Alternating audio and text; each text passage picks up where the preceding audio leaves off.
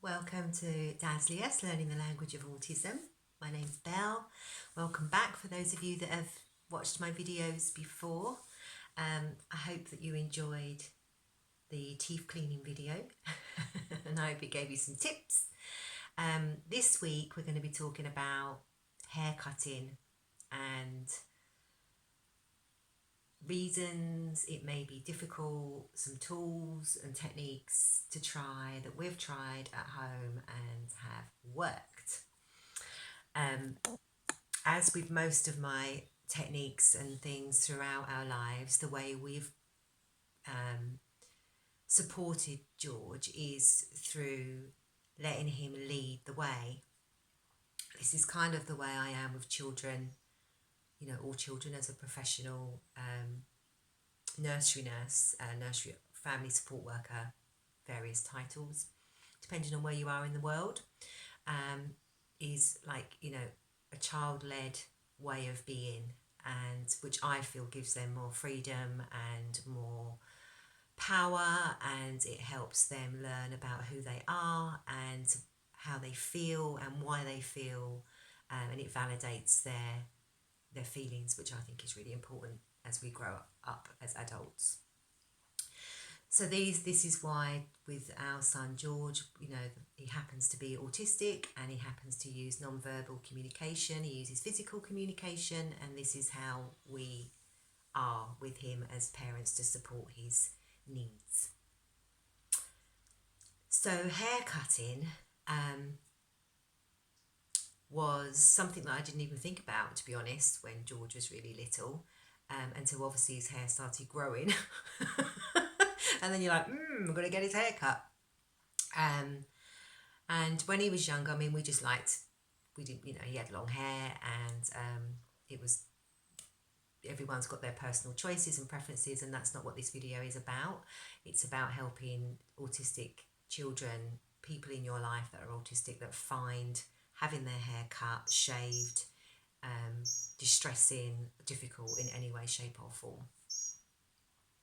So I'm going to talk about the reasons. Well, I'm going to talk about some possible reasons, and of course the list is endless and individual to every single autistic person that finds this routine difficult. And again, I know that not all autistic people find it difficult, but for those that do, and that was our son, then this is why I'm going to talk about it, to hopefully support you all and see if I can give you so many ideas that maybe you haven't already thought of. So some of the things I'm going to say are from our own experience, and some are from things that people, autistic people, have told me over the years, just how having their hair cut to them felt weird and why.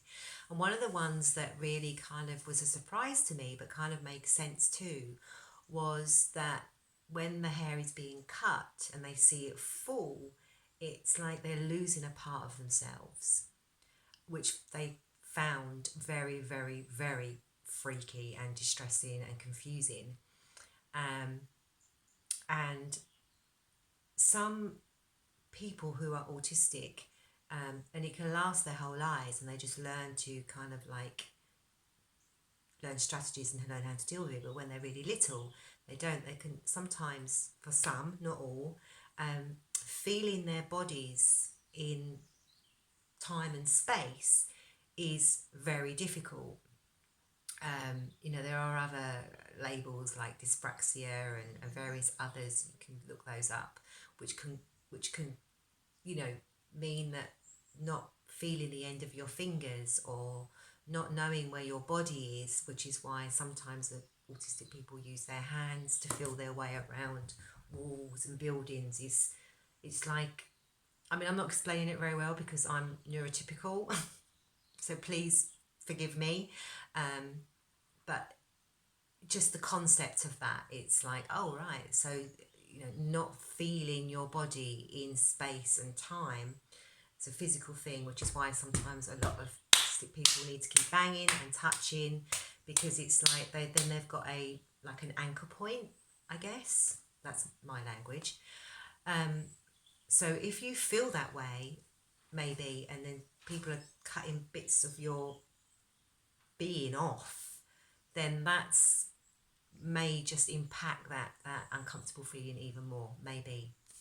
But it was just something that a couple of people that are autistic have told me, that they just didn't like the thought of seeing their hair, their body part leave their physicalness. Also, you know, the nature of having your hair cut is that people have to be very close to you, and not only close to you, but around a very sensitive part of your body, you know, where everything, you got all your, you know, your visual, your sound, and oh, it's so intense having people. I think most people can say that if there's a time when people get too close to them, that sometimes they feel really overwhelmed by that, and it's a slightly uncomfortable feeling, even on a tiny level, if you're not autistic. So it's kind of tapping into that and saying, oh yeah, like if that's magnified, and then that person's talking to you, then they're cutting your hair, you've got the sound of the scissors, which when it's very close to you can be like really loud. Plus you've got the sensation of hair falling on your skin, which can be really uncomfortable and very unpleasant.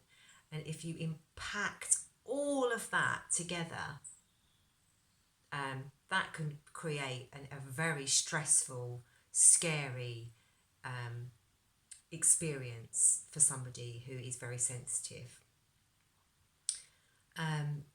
So these are just possible reasons as to why all these things may be difficult.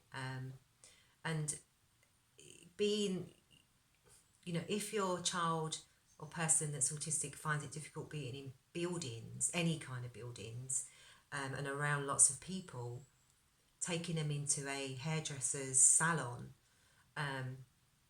you know, just adds to that stressful experience, because then they're having to deal with a whole load of that impacted, loads of other people, loads of noise, sounds, just constant chatter and expectation. You know, it's all very intense.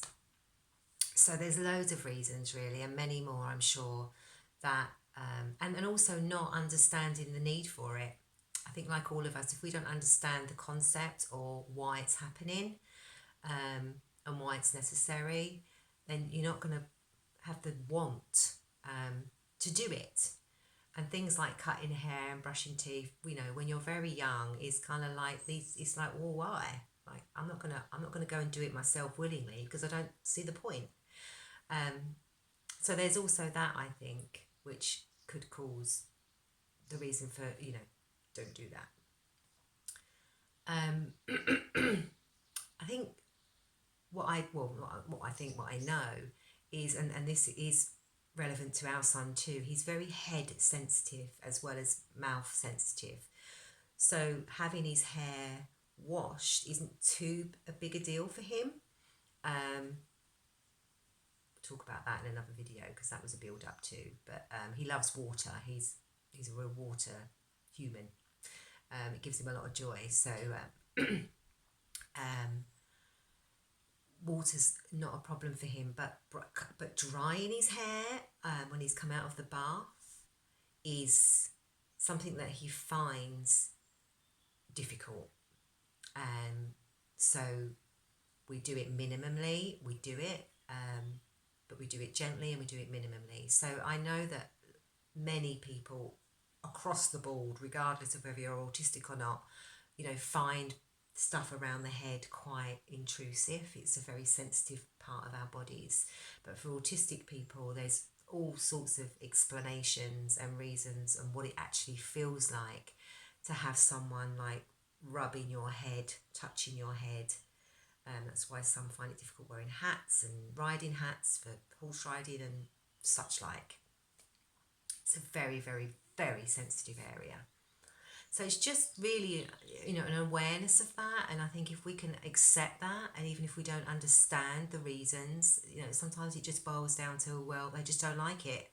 Do we need to know why? Yeah, okay, as parents, sometimes we do. We want to know everything. We want to know why, so we can understand it better. But if we don't know why, sometimes it's just, well, they just don't, and I am going to accept that.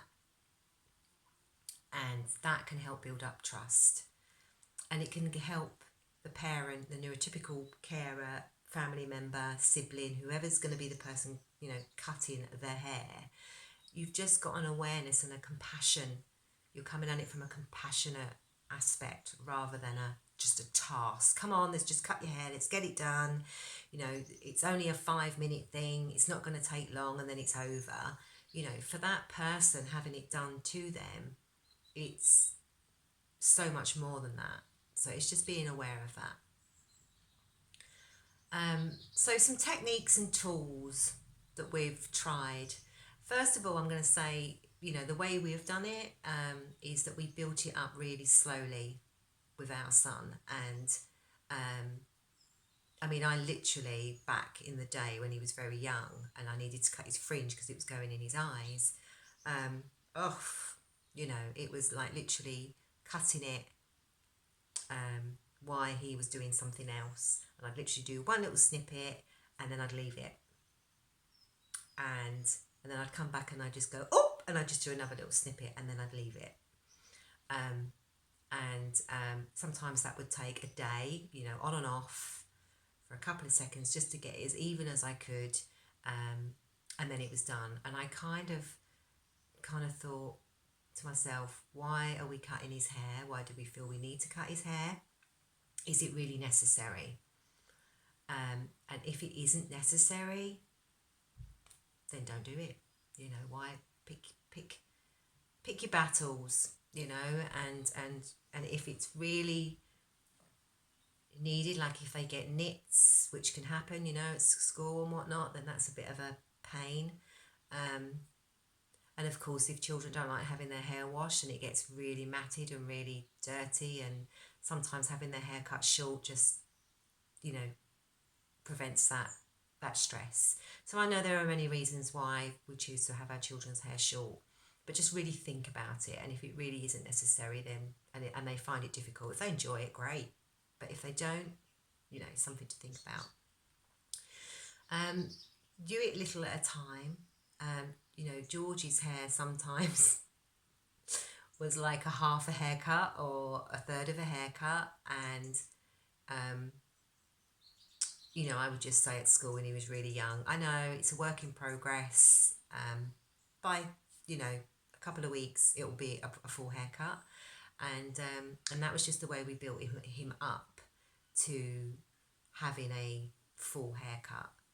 Because obviously when you're cutting hair, you're using scissors or you're using a clipper or whatever, and it's dangerous. It can be, you don't want to hurt your child, or you need to be safe.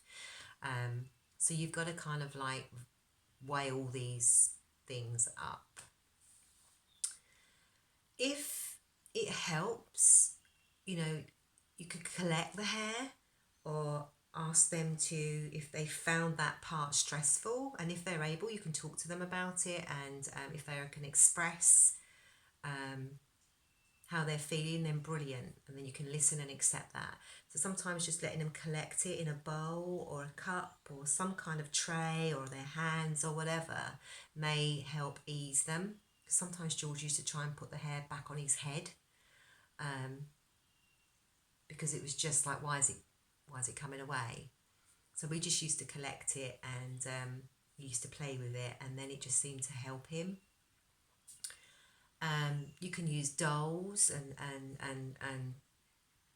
practice cutting hair on them, and just get him used to the sounds and seeing it happen. Like sometimes visually building up an experience that's not happening to them can be really, really helpful.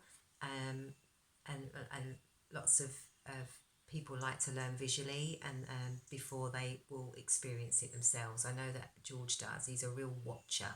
He loves to watch children and people doing all sorts of things, and sometimes he'll watch for up to a year before he'll try anything, and that's okay. He's a visual learner, and he really gets a lot of joy out of watching people do things. I think all of this really sums up to trust, and if you can build a real solid, genuine trust with your child or person you're caring for, then you've got a better chance of meeting the needs of cutting hair, cleaning teeth, or whatever it happens to be.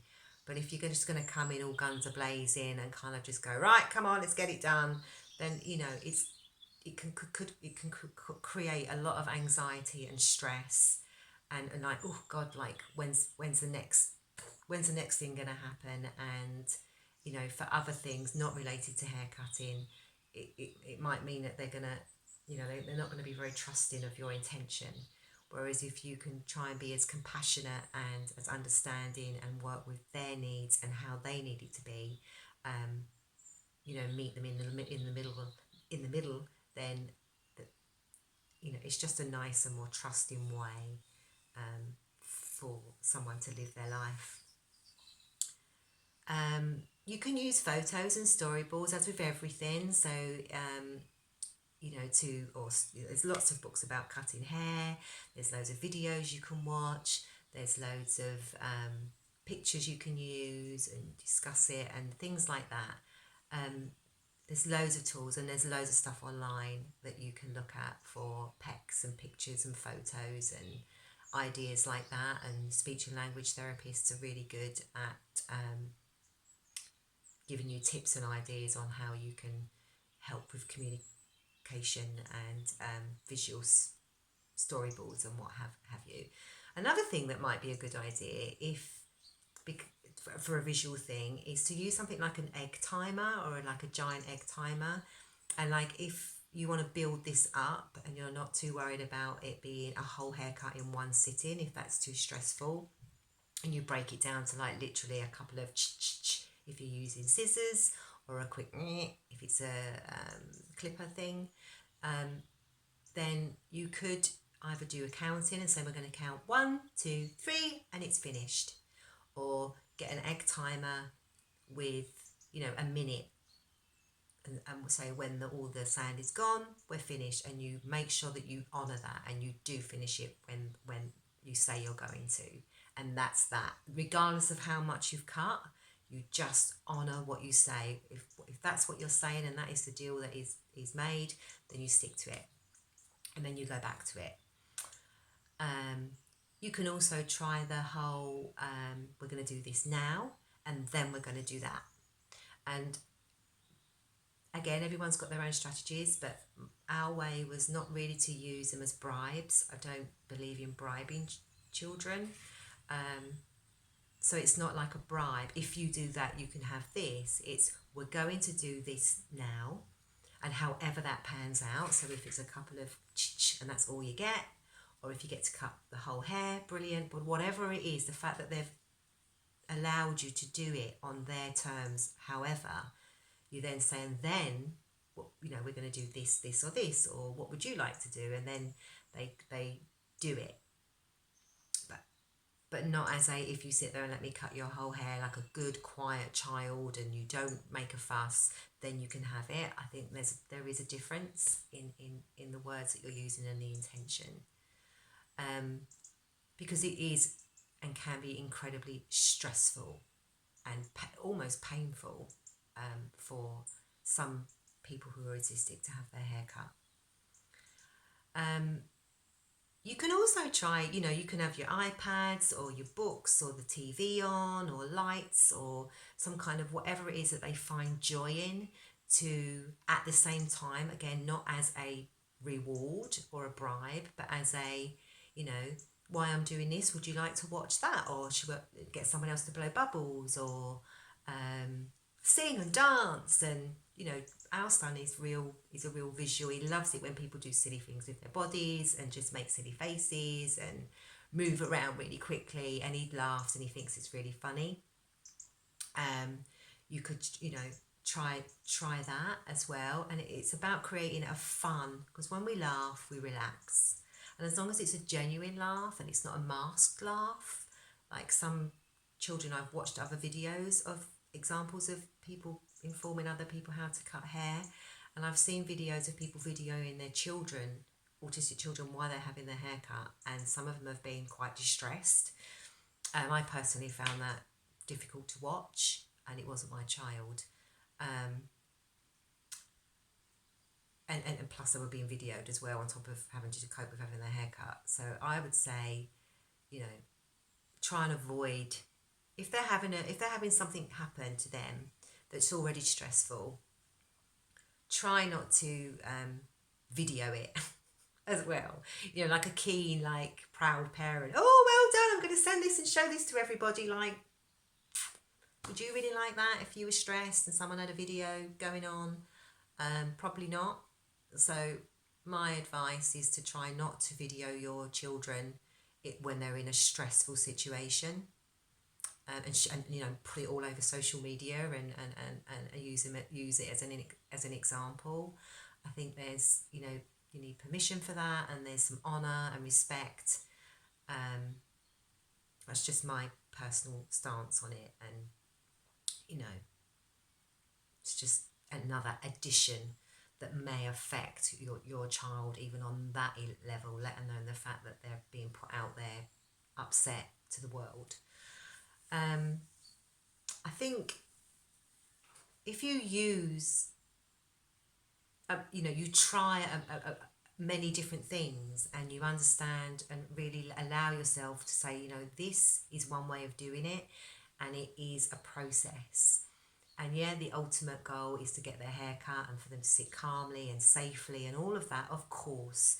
But because it may need to be a process that may take some time, again with us, you know, I did used to walk around with George while he walked around. He needed to move. So I would cut his hair as safely as I could, not around his eyes and ears, but just the main parts, while he was walking around. And some people thought I was nuts. Some people thought that I was, you know, allowing him to rule the roost.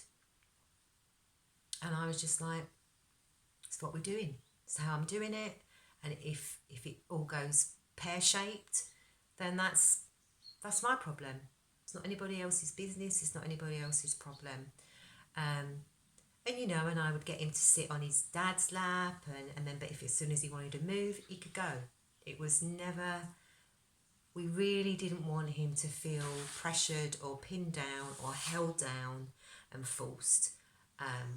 It's just something that we felt in the long run wouldn't do him good.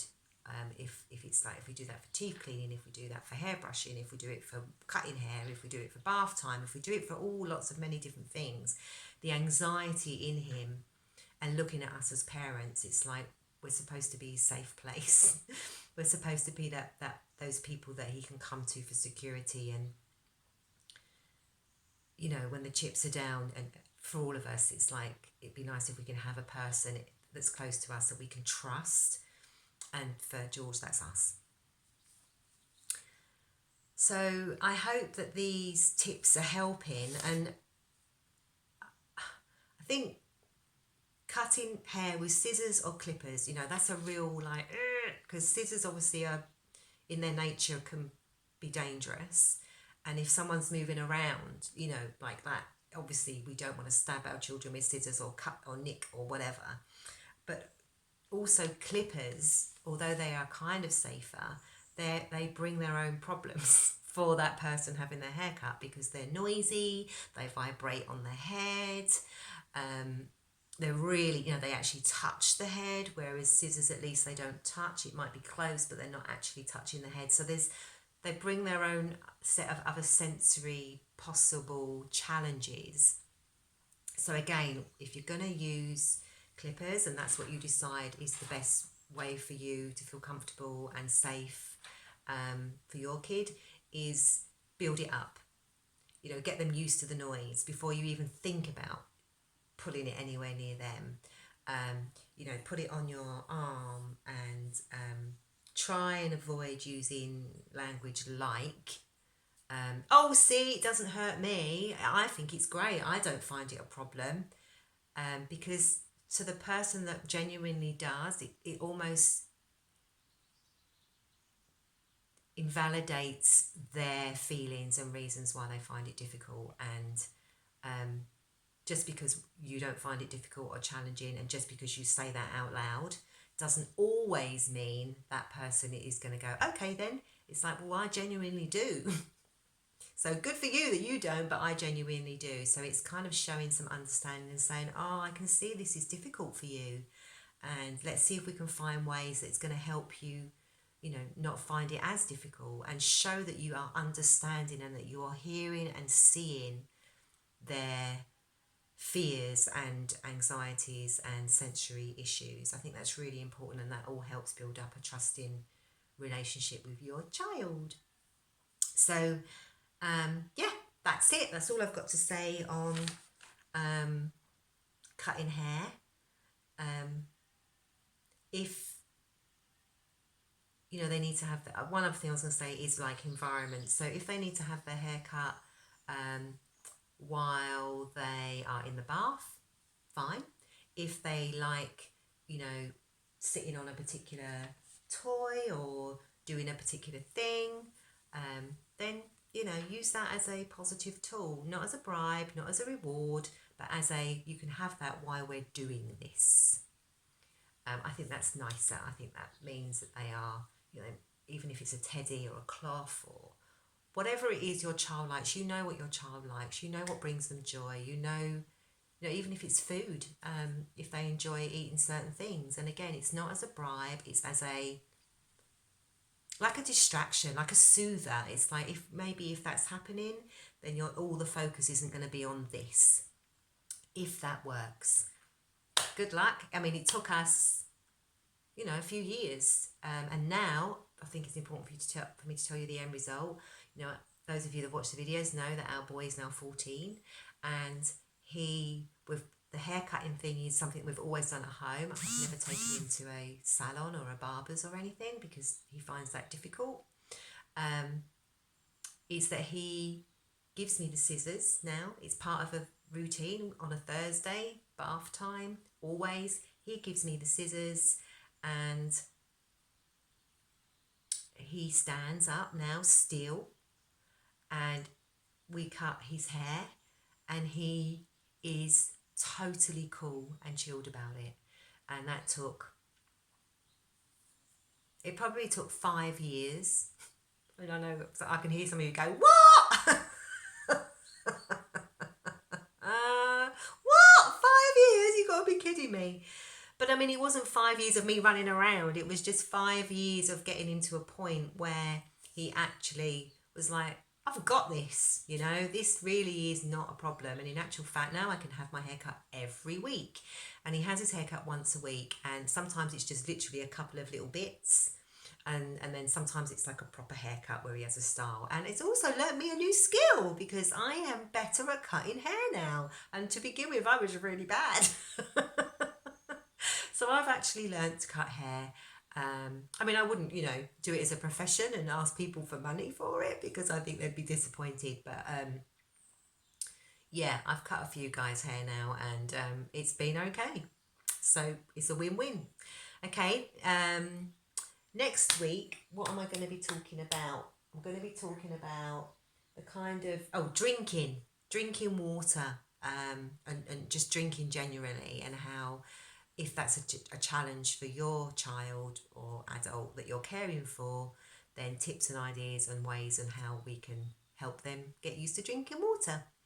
Okay, thank you very much for watching, and you can subscribe to my channel if you so wish, and share it with as many people as you like, and professional people, all sorts of people, in the hope that it can help ease the way for your lovely, gorgeous children that are finding these things challenging.